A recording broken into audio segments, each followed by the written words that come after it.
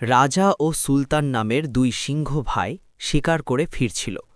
ঠিক তখন তাদের সামনে একটি শিয়াল এসে হাজির হয়। শিয়ালটি বলে, রাজা ভাই, আমার আপনাকে কিছু বলার আছে। রাজা গম্ভীর গলায় উত্তর দেয়, হ্যাঁ বলো, কি হয়েছে?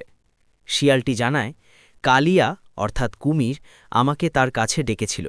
সে চেয়েছিল আমি যেন আপনাদের দুই ভাইয়ের মধ্যে ঝগড়া বাঁধিয়ে দিই।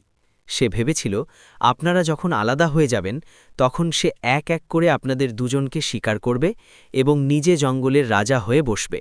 শিয়ালকে প্রশ্ন করে, তুমি তো চাইলে আমাদের মধ্যে ঝগড়া লাগিয়ে দিতে পারতে, কিন্তু সব সত্যি কেন বলে দিলে? শিয়ালটি পরম ভক্তিতে উত্তর দেয়, আপনারা আমার বাদশা, আপনারা কোনোদিন আমাদের খারাপ চাননি, তাই আমি আপনাদের অমঙ্গল কিভাবে চাইতে পারি? রাজা শিয়ালকে বিদায় দিয়ে বলে, ঠিক আছে, তুমি এখন যাও, ওই কালিয়াকে এবার আমরা দেখে নেব।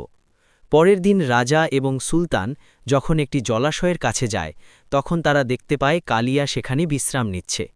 রাজা কালিয়াকে গর্জন করে বলে, ওরে কালিয়া, তুই যে চাল চালছিলি তা কোনোদিন সফল হবে না। শিয়াল আমাদের সব সত্যি বলে দিয়েছে।